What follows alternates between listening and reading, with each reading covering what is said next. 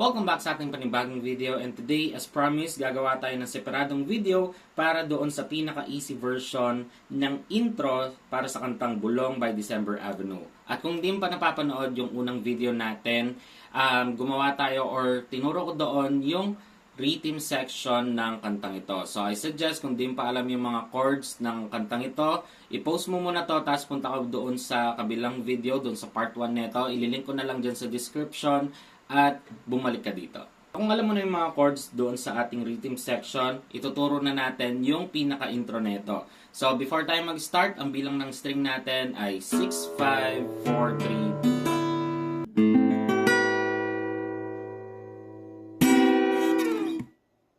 1. So bago natin umpisahan yung ating pinaka-tutorial, papakita ko muna sa inyo kung paano yung ating easy version. 1, 2, 3, go.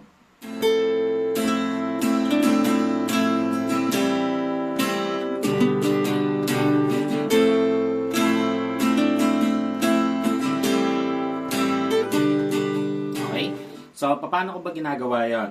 Dito tayo sa ating, or umpisa natin dito sa ating 10th fret ng second string. So, ayan ay 1, 2, 3, 4, 5, 6, 7, 8, 9, 10.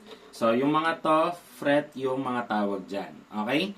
So, dito tayo sa 10th fret ng second string. Okay? Tapos, pupunta tayo dito sa ating 9th fret ng third string. Tapos, pupunta ng 7th fret ng 3rd string, and then babalik ng 9th fret ng 3rd string. Okay? So far meron tayong ganito. Okay? Tapos yung susunod naman, dito tayo sa 8th fret ng 2nd string. Okay? Tapos kung kaya nyong gamitin tong hiniliit nyo, pupunta tayo dito sa 10th fret ng 4th string. Tapos, 9th fret ng 4th string. Okay? So far, meron tayong ganito.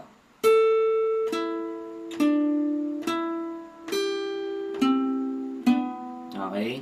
So, diba sobrang dali lang. Ngayon, kung di nyo naman kayang itukop or pang pindot yung hiniliit nyo, pwede naman din to. So, ganito siya.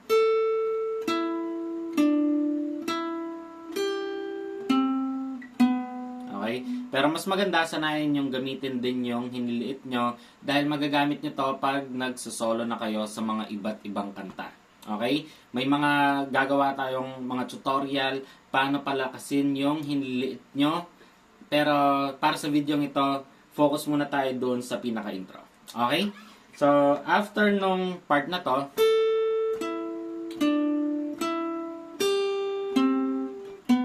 okay? So, yung susunod na part noon ay babalik siya ng 10th fret ng 2nd string, tapos 9th fret ng 3rd string, tapos 7th fret ng 3rd string pa din, then babalik ng 10th or 9th fret ng 3rd string, tapos 8th fret ng 2nd string.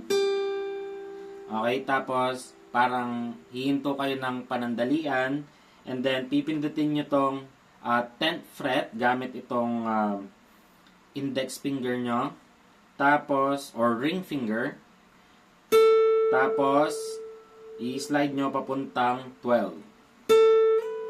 Okay? So far, yung pangalawa natin, ganito siya.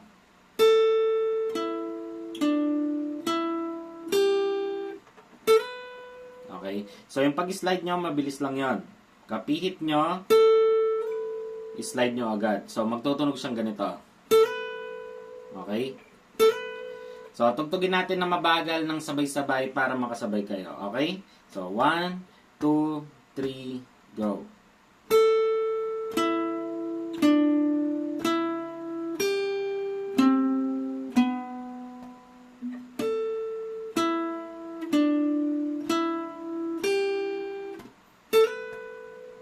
So, ngayon, doon naman tayo sa tamang tempo.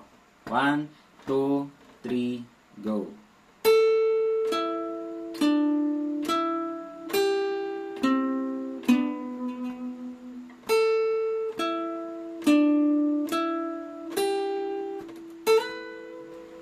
So, sabi ko naman sa inyo, sobrang dali lang netong pina-easy version ng intro para sa kantang Bulong by December Avenue. At kung gusto mo yung mga ganitong kadadaling guitar tutorial, mag-subscribe ka na at hit mo na yung notification bell para lagi kang updated sa ating mga bagong video.